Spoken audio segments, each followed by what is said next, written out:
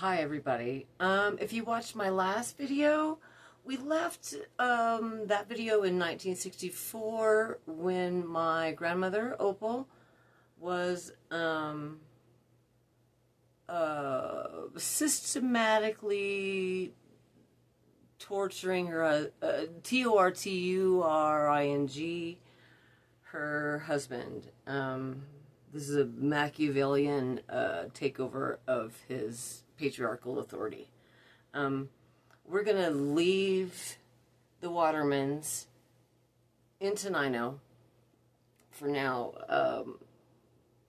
to just let my grandfather rot in the asylum, because that's what my grandmother did to her husband. So, while that is happening, it's 1964. Let's go to 1964 in Wolf Point, Montana. This is where my father is living. And he lived on the Sioux res. You didn't have to, he's not Native American, to my knowledge, he's not. Although Grandma came from Poplar, which is pretty heavily Native dominant. But,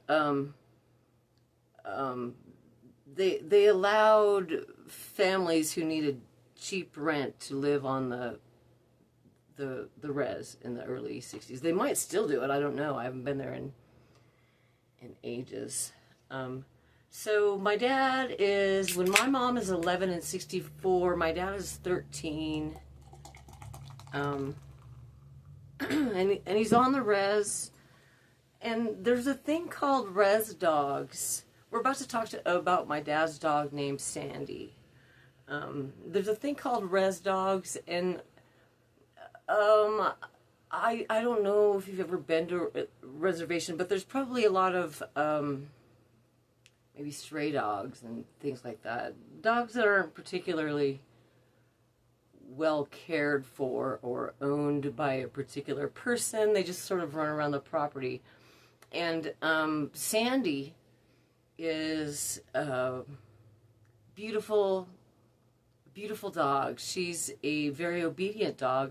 And I don't know, let's see, at this point in 64, my dad is one of 13, but I think he might have been one of 10 in 64. I don't think Landon, Lance, or Sheena were born, and maybe not even, I mean, I don't know when Verda and Larry were born.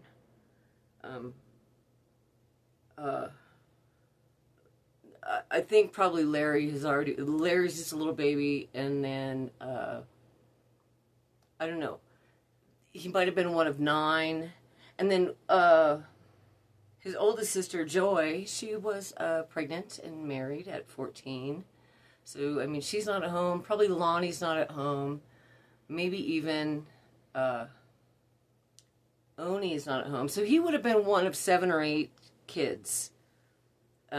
Maybe 6 or 7 in 1964. And he is 13 on that year. This is Wolf Point.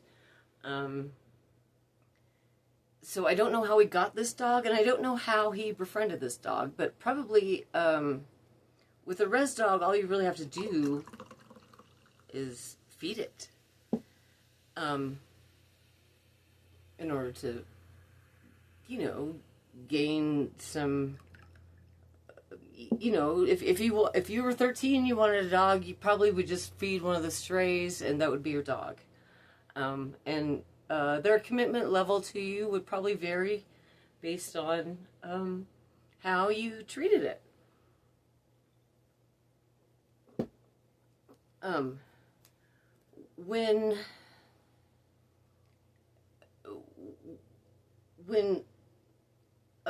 Okay, I won't get into that until later.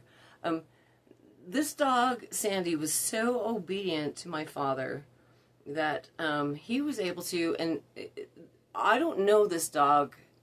I know the dog's name because I've heard the story several times. It's not just a story that he would tell his children, but it would be a story that he would tell, like, maybe his buddies, like Frank Olson, Keith Kaiser, it would be a story that he would tell, and he would tell it very in a very animated way. Sandy would he'd drive out. I mean, he's 13 at the time, but he probably had older friends, or it probably wouldn't have been too hard to have access to a car. But they would drive out to a bridge in Wolf Point, and he would tell Sandy to jump over this bridge. He would command her to jump, and she would jump. Now, I mean, I don't know how he coerced her into doing this, because when my dad tells the story, he would do the sound effects. He would do the dog whining, like the, the sad dog sounds that he would do, and he'd be like, jump, Sandy, jump, and directing her over the river, over the bridge and into the river. So, but she would eventually do it, and I don't know, like would he have a burger in his hand or something to coerce her? I don't know, but to get to the riverbank and return back to my father,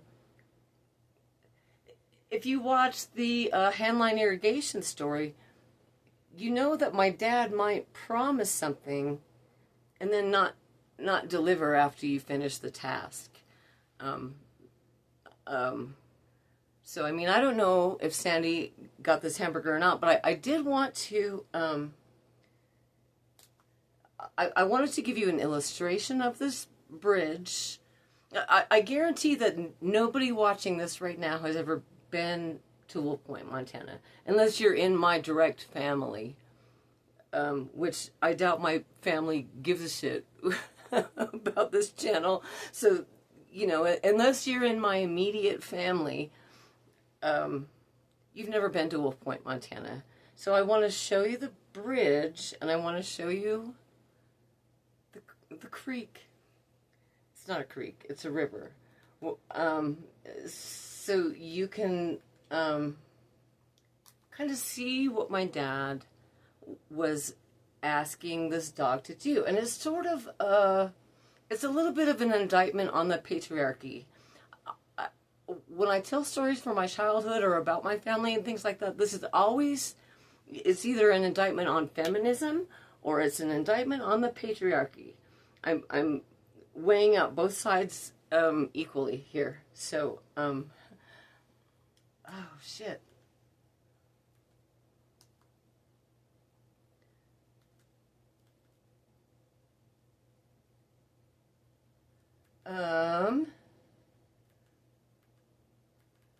Shit.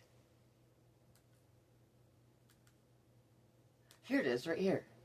Okay, pause. Here, let me show you this river, and let me show you this bridge. I don't know if you can see it or not here. Maybe I should get the selfie stick closer to the television.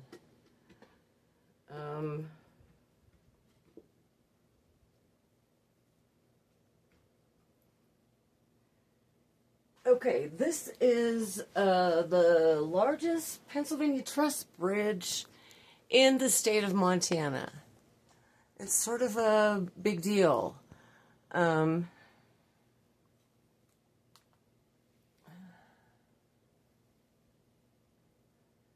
no sound, but here's the bridge. This used to be my aunt's house right here. But they made I've never been on this road, but I've been to Wolf Point lots of times. This is where my aunt's house used to be. So my aunt, his sister, JD, probably got a big check, I hope, for that land, because that used to be my aunt's house.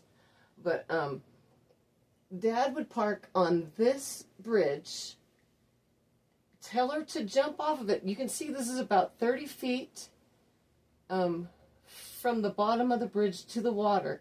This is the Missouri. I don't know, you might have heard of it, but you can kind of see, if you watch this video, I'll put the link in the description. You can kind of see the undertow of this water. So she would have had to jump. Oh, look it. There's my house. Like I would have. I lived way, way, way back there, about 40 miles this way. Look at how flat it is. You can see the rotation of the earth. This is eastern Montana. And look at, there's no traffic. This is not the, the Washington Bridge in Manhattan. This is not very much traffic. So, you're parking right here. And you're telling the dog to jump 30 feet into the river with all this undertow. And then asking her to, obviously come back to him when the jump was over. Now, I don't know, is this how she died eventually? Wait, unalived? I don't know. I never did hear the ending of that story, but I know that it is a story that my father liked to tell. I don't know if he made it up. A lot of times men will make up stories, just to sort of illustrate their power and dominance over another living thing. This is why the patriarchy doesn't work. The patriarchy doesn't work because men became tyrannical towards women, which is what caused feminism. And that's why mom is being taught to be a sadist in Tenino, so that her mom could subvert all the money and power and authority in the household to overthrow the patriarchy. But I don't believe that Grandma had any good reason to do that, because no good reason was ever given to me, besides apparently getting stabbed with a pencil on her foot one time. I mean, that's another video, and we'll get to my mom's family later. Dad came from a good family. The way he ended up with my, he might have been like one bad seed out of 13. If you don't have one bad kid out of 13,